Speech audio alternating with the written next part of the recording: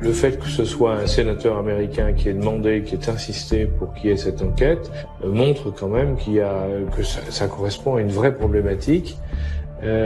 Néanmoins, les Américains, quand ils ont décidé, à la demande du sénateur de faire l'enquête, l'ont faite parce qu'il y avait déjà eu un certain nombre de problèmes sur lesquels les pilotes américains en particulier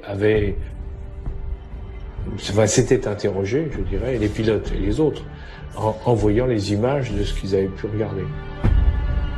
On est dans quelque chose, c'est indiscutable, si vous voulez. Il y a le pilote qui l'a vu, il y a les caméras qui ont filmé, il y a le tour de contrôle qui a identifié aussi. Enfin, il y a plein de choses. Là, il y a un problème. Périodiquement, le ministère de l'Air, le Pentagone américain et les forces armées américaines s'intéressent aux objets non identifiés parce que régulièrement, il y a des alertes qui les font se poser des questions. Et pour les militaires, c'est très inquiétant parce que lorsque vous êtes militaire, vous avez besoin de savoir ce que vous avez en face. Donc, si vous avez quelque chose que vous ne maîtrisez pas, que vous ne comprenez pas, alors, évidemment, il est logique qu'on essaie de comprendre, donc de lancer des commissions d'enquête et d'essayer de savoir ce qui a pu se passer dans les cas qui ont été observés.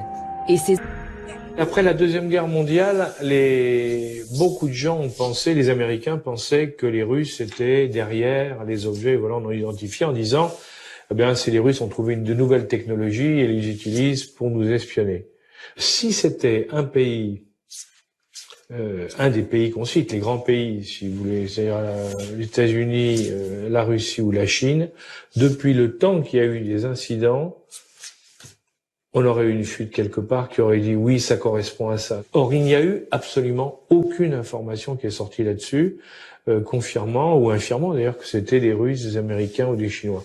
Pour moi, je n'y crois pas. Je pense que c'est autre chose. Je dirais un certain cadrage.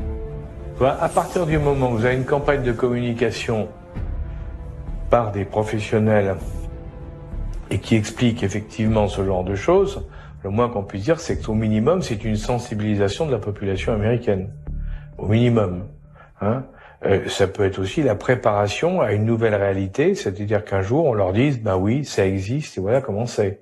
On les aura préparés à ça. Imaginez simplement qu'on nous dise, écoutez, maintenant, on est sûr de nous, on a la preuve que notre monde est également visité par d'autres mondes. Où il y a des passages entre plusieurs mondes qui se font, autant vous dire que ça va quand même créer un vrai problème au niveau, ça va faire réfléchir beaucoup de monde. Parce que ça veut dire qu'on rentre dans autre chose. Et une problématique où il y a effectivement, il y a des risques qu'on ne maîtrise absolument plus. A priori, ils sont gentils, mais on n'en sait rien. Et de toute manière, on maîtrise rien. Alors donc là, donc ça veut dire qu'on est avec quelque chose qu'on ne maîtrise pas. Or, vous savez que l'être humain, surtout aujourd'hui, déteste se trouver dans des situations où il ne maîtrise pas, il ne contrôle pas la situation. Alors, la technologie qui est utilisée par ces engins, apparemment en tout cas, est une technologie que nous ne maîtrisons pas. Parce qu'il est évident que si on trouvait la solution qui permet à un engin non identifié de se balader de vitesse zéro à vitesse extraordinaire et à évoluer n'importe comment, il est évident que ça intéresserait tout le monde. Parce que ça changerait le rapport à l'aviation de chasse, entre autres. Et après tout, si on trouve quelque chose, ça peut aider la défense française. Donc on est toujours dans la même logique de dire, si on trouve quelque chose, ça peut nous aider à comprendre le phénomène et pourquoi pas à en tirer parti. Alors, ma conviction personnelle, c'est, vous savez, ce sont des théories hermétistes et ésotériques, mais elles remontent à l'origine du monde. On les retrouve dans les civilisations anciennes, on les retrouve partout, et pas seulement pas en Europe, en Égypte ou ailleurs, mais partout on retrouve la même chose. C'est-à-dire que les gens vous disent il y a plusieurs mondes en définitive qui sont parallèles et qui sont juste l'un à côté l'un de l'autre. Il n'y a pas que notre monde à nous, le monde que nous percevons nous n'est pas le seul monde. Il y a plusieurs mondes qui s'interpénètrent. Après tout, c'est aussi la possibilité d'être quelque chose qui sort d'un autre monde et qui interpénètre le nôtre à un moment donné et pour un moment très court. Ça, c'est parfaitement possible.